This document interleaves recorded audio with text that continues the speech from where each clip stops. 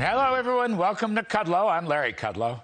So in today's White House description of President Biden's schedule, it says he'll join business roundtable CEOs and talk about Russia's unprovoked and unjustified war with Ukraine. Good.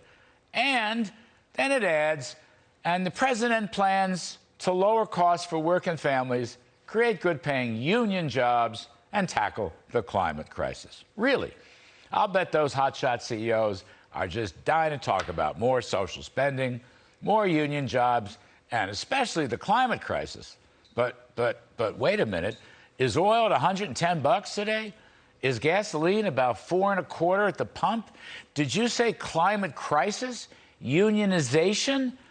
You know, those of you of a certain age may remember the 1980 debate between Jimmy Carter and Ronald Reagan. Carter kept accusing Reagan of cutting health care, and the Gipper famously finally responded. Take a listen. There you go again. I would say the same thing about President Biden. There you go again. Boy, did you love seeing Reagan do that. Climate change, Build Back Better is going to reduce inflation, really. Unionization, vitally important. There he goes again. All the things the country doesn't want. Poll after poll tells us the country doesn't want.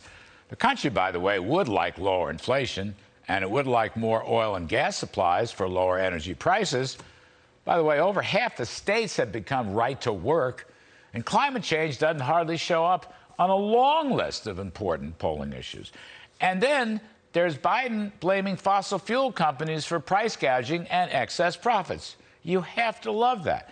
This is like a 5-decade-long left-wing banshee scream hating corporations and profits, and for that matter, hating free market capitalism.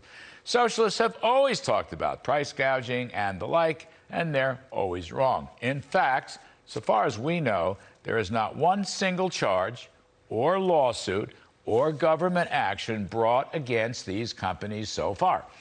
Even the left-wing consumer protection crowd can't find anything. I'm sure they're going to try hard. But the Federal Trade Commission, the FTC, the Department of Justice Antitrust, so far their guns are silent because there is no price gouging and there are no excess profits. It's just, there they go again, to quote Reagan, my former boss. Anyway, while Biden blames Putin for the inflation, let me just note something. The 4-decade high inflation rate, 7.9% consumer prices through February, the inflation problem is really much more than energy. Virtually all prices are rising across the board. Housing, cars, clothing, recreation, commodities, services, virtually everything except cell phones. In fact, if you took energy out of the CPI altogether, you would still have a 6.6% inflation rate. That would be a 4-decade high. If you took gasoline out, you'd have 6.4% inflation rate. By the way, food prices are rising to 7.9%. None of this has a thing to do with Vladimir Putin, unless you think Putin is rigging the CPI, maybe just like the rigged recent elections, a wave of disinformation about new and used car prices from Vladimir Putin. No. It has to do with excessive government spending, deficit finance, and Federal Reserve money creation. That's why inflation is rising. Mr. Biden has a bad case of amnesia when it comes to the inflation hike of his first year, where the CPI started at less than 2 and has gone up to nearly 8. And he has a very bad case of policy blundering with his Build Back Better social spending, no workfare inflationary policies, which even leading Democratic economists have criticized.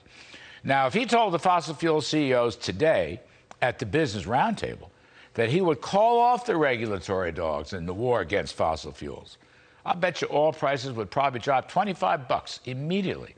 But Biden won't do that. We're still a couple of million barrels per day lower in production than at the peak several years ago. Now, let me make one last point. It isn't clear that Russian oil or gas has been taken off the market. The U.S. sanctions on Russian imports won't take effect for probably a couple of months. Europe is actually importing more Russian oil and gas. That's right, more. And India and China are heavily buying Russian energy. So really, the hike in energy prices is more psychological than due to any Putin-esque shortfall in Russian supplies.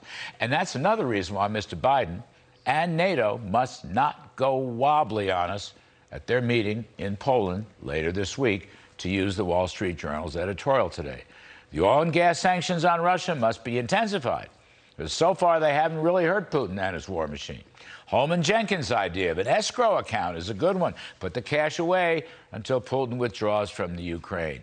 And stop running under the nearest desk every time Putin barks about weapons and all forms of assistance, including the MiG airplanes. As Walter Russell Mead has written, when the enemy is in retreat, stay in hot pursuit. Escalate weapons shipments to Kiev. Toughen the sanctions. Deny Putin an off-ramp. In fact, make it clear that the sanctions are going to last a long time until every Russian is withdrawn from the Ukraine. My goodness. Where is Ronald Reagan now that we need him? All right, that's my riff this evening.